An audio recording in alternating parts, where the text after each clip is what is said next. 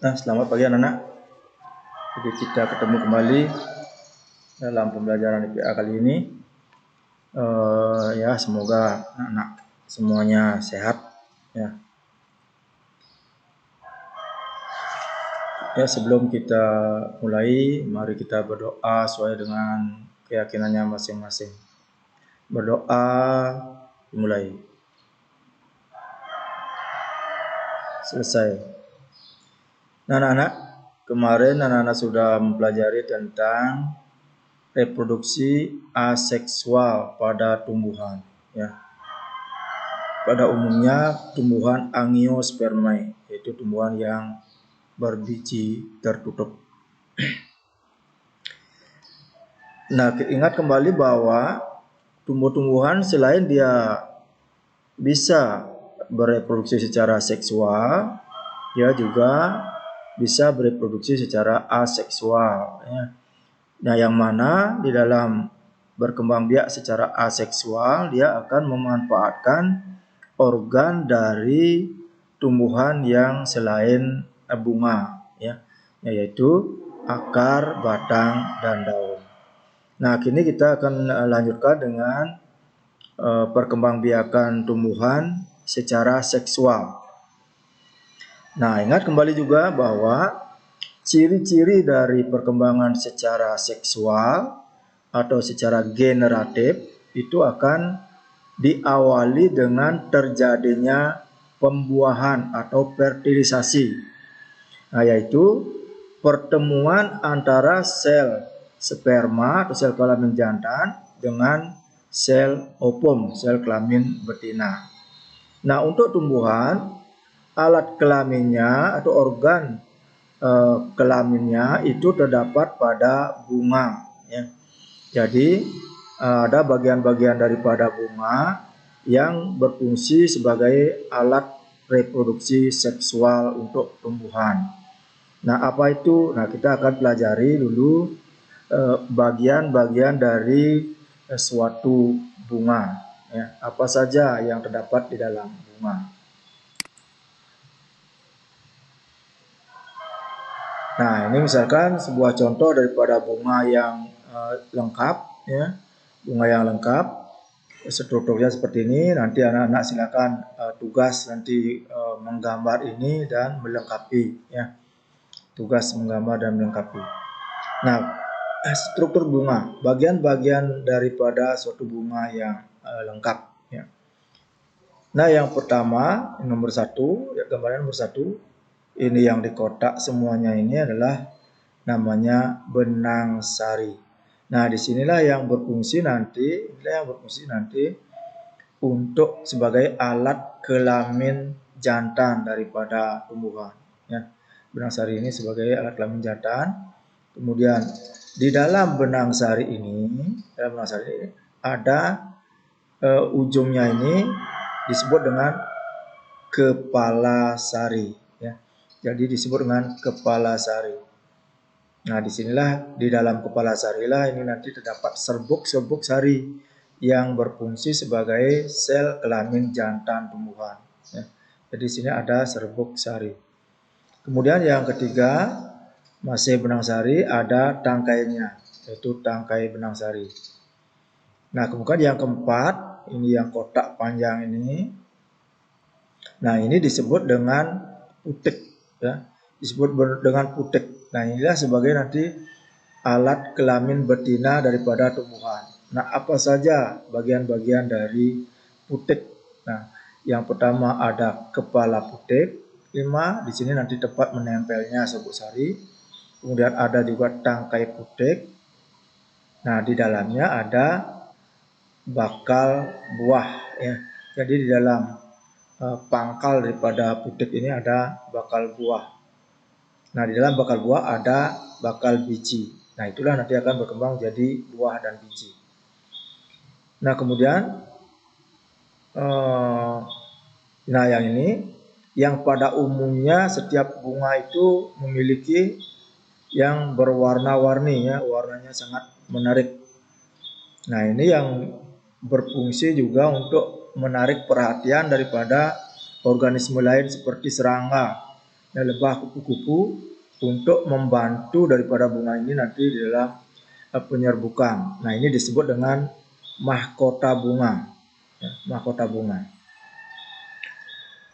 Nah, kemudian selanjutnya, nah, ini ada seperti daun kecil di bawah daripada pangkal bunga ini disebut dengan kelopak bunga. Nah, ini nanti berfungsi untuk melindungi bunga ini ketika dia masih kuncup, dilindungi oleh ini, kelopak bunga. Nah, di bawahnya ada tangkai bunga. Nah, inilah tempat penyangga daripada bunga. Nah, itulah struktur atau organ-organ yang terdapat di dalam suatu bunga yang lengkap. Ya. Nah, ini nanti tugas anak-anak melengkapi daripada tabel ini dan jawablah pertanyaannya. Nah, kembali rangkuman daripada tadi. Jadi kalau kita tinjau dari segi kelengkapannya, jadi bunga itu ada yang disebut dengan bunga lengkap. Nah, bunga yang bagaimana yang dikatakan sebagai bunga lengkap? Nah, bunga lengkap itu adalah bunga yang memiliki kelengkapan bunga. Nah, yang dimaksud kelengkapan bunga itu adalah satu, dia memiliki perhiasan bunga dan juga memiliki alat kelamin. Nah, yang termasuk perhiasan bunga diantaranya kelopak bunga dan mahkota bunga. Sedangkan alat kelaminnya ada putik itu sebagai alat kelamin betina dan benang sari sebagai alat kelamin jantan. Nah, kalau pada bunga terdapat kelengkapan ini, maka bunga itu bisa disebut dengan bunga lengkap. Jadi ada kelopak bunga, ada mahkota bunga, ada putik, dan ada benang sari. Nah, sedangkan kalau ditinjau dari alat kelaminnya, apakah punya alat kelamin atau tidak, jadi bunga itu juga dibedakan menjadi dua jenis, yaitu bunga sempurna dan bunga tidak sempurna. Ya. Bunga sempurna dan bunga tidak sempurna. Nah, bunga sempurna itu dia memiliki benang sari dan putik. Ya. Kalau bunganya memiliki benang sari dan putik, bisa dikatakan sebagai bunga yang sempurna. Sedangkan kalau salah satu saja ini tidak ada, maka dia disebut bunga tidak sempurna. Jadi bunga tidak sempurna itu ada dua, ya, ada dua jenis, yaitu pertama disebut dengan bunga jantan kalau dia hanya memiliki benang sari saja. Sedangkan bunga betina kalau pada bunga hanya memiliki putik saja. Nah, jadi bunga jantan adalah bunga yang hanya memiliki benang sari saja. Bunga betina adalah bunga yang hanya memiliki putik saja. Nah, itulah bunga sempurna dan bunga tidak sempurna.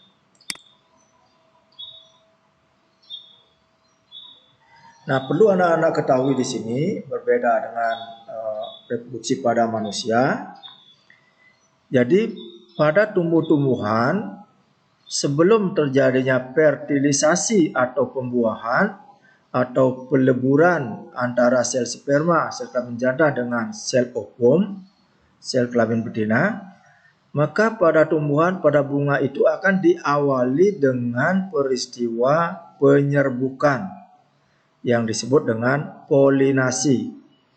Jadi penyerbukan atau polinasi itu adalah peristiwa menempelnya serbuk-serbuk sari pada kepala putik. Jadi peristiwa menempelnya atau jatuhnya serbuk sari pada kepala putik. Nah, itu disebut dengan polinasi atau penyerbukan.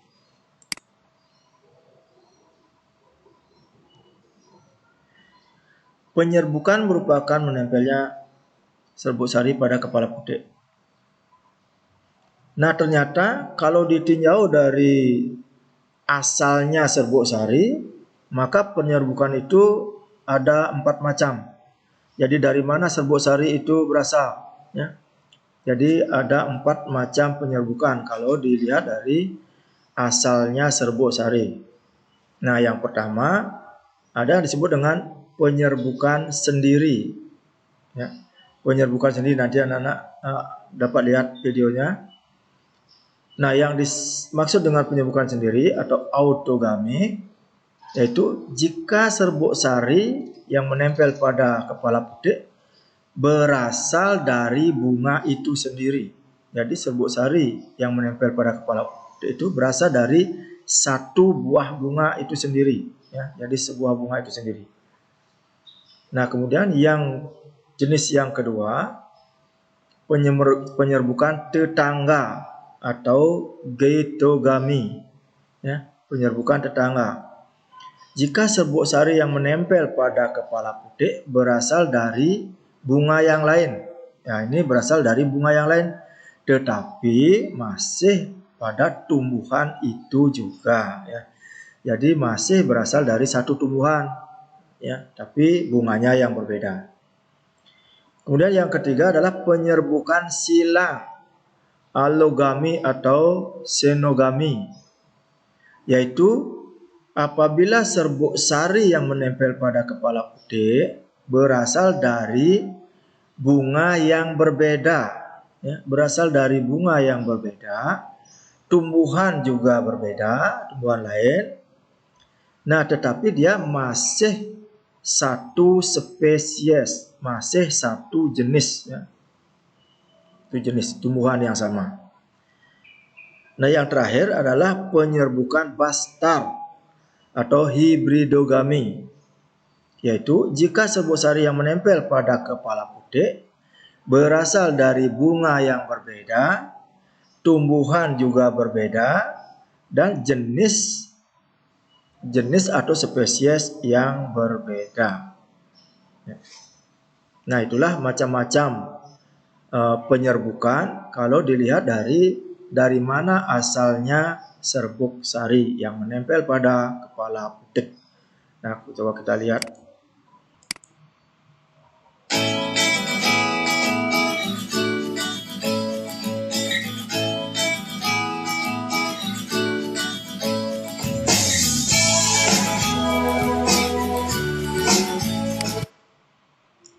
Perhatikan, jadi dari benang sari, dari serbuk sari dari benang sari ini pindah atau jatuh pada kepala putik yang masih dalam satu bunga, ya, yang masih dalam satu bunga. Nah, inilah yang disebut dengan penyerbukan sendiri, ya, penyerbukan sendiri.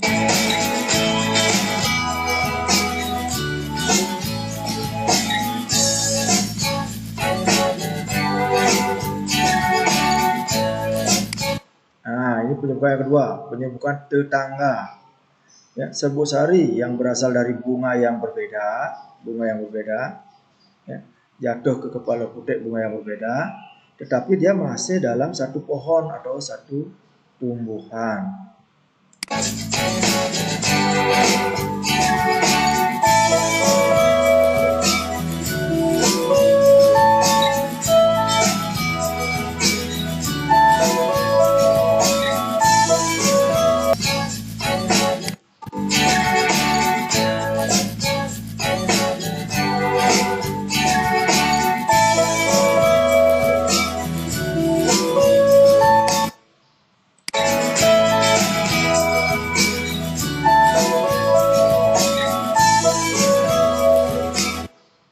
Nah, diperhatikan. Jadi serbuk sari berasal dari bunga yang berbeda, tumbuhannya juga berbeda, ya. Tumbuhannya berbeda, tetapi bunganya masih dalam satu jenis atau satu spesies, ya. Jadi bunganya masih sama.